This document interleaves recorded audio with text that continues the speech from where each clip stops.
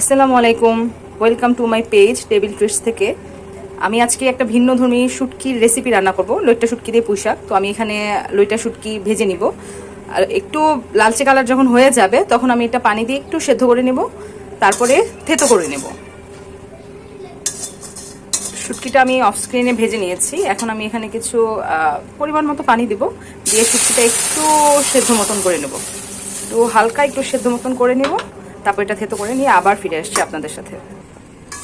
এখানে শুটকিটা সেদ্ধ হয়ে গেছে, এখন এটাকে আমি ধুয়ে নেব ভালো করে। ধুয়ে নেওয়ার পর এটাকে একটু থেতো করে নেব, তারপরে আমি আমার মূল রান্নায় চলে যাচ্ছি। প্রথমে তেল ঢেলে নিচ্ছি এখানে পরিমাণ মতো, শুটকিতে একটু তেলটা বেশি লাগে। তেল নিয়ে নিচ্ছি এখানে। তেলটা গরম হয়ে গেলে আমি পেঁয়াজটা অ্যাড করে নেব।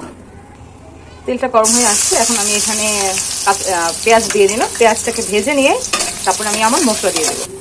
পেঁয়াজটা সফট হয়ে আসছে, এখন আমি আমার মশলা দিয়ে দিচ্ছি। এখানে আমি আগে গুলিয়ে রেখেছিলাম বাটিতে, এভাবে করলে কালারটা ভালো আসে। দুটো আস্ত তেজপাতা দিয়ে দিলাম।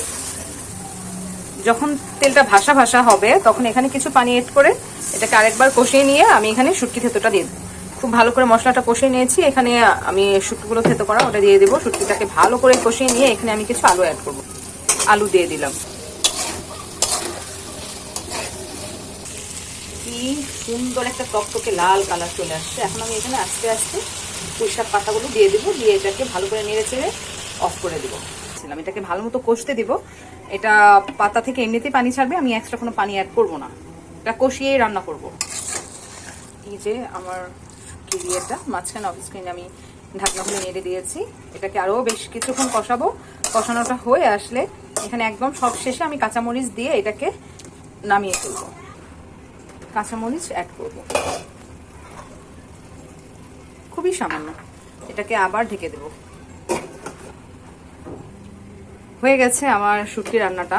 এটা গরম গরম ভাত দিয়ে খেতে এত মজা যা বলার বাইরে। কাল হুট করে মাথায় চলে আসলে কি রান্না করা যায়, এক্সেপশনাল কিছু আমার মাথায় যখন যেটা আসে আমি মিলিয়ে ঝিলিয়ে রান্না করেই ফেলি। তো যাই হোক, তো তখন চিন্তা করলাম যে শুটকিকে পুঁই শাক দিয়ে এভাবে রান্না, লইটা শুটকিটাকে রান্না করি। অন্য শুটকি তো রান্না করেই, তো ট্রাই করে দেখলাম। আলহামদুলিল্লাহ টেস্ট খুবই ভালো এসেছে। এভাবে একটু পানি দেওয়ার প্রয়োজন নেই, হালকা একটু রসা রসা থাকবে। আপনি কোনো পানি দেওয়ার প্রয়োজন হবে না। এটাকে একদম মিডিয়াম আঁচে রান্না করবেন, খুব মজা। এটা খেতে খুবই টেস্টি। আলহামদুলিল্লাহ গরম ভাতের সাথে এটা খেতে খুব মজা। আশা করি আমার রেসিপিটি আপনাদের ভালো লেগেছে। ইনশাআল্লাহ খুব দ্রুতই আরও একটা রেসিপি নিয়ে আসবো। আল্লাহ হাফেজ।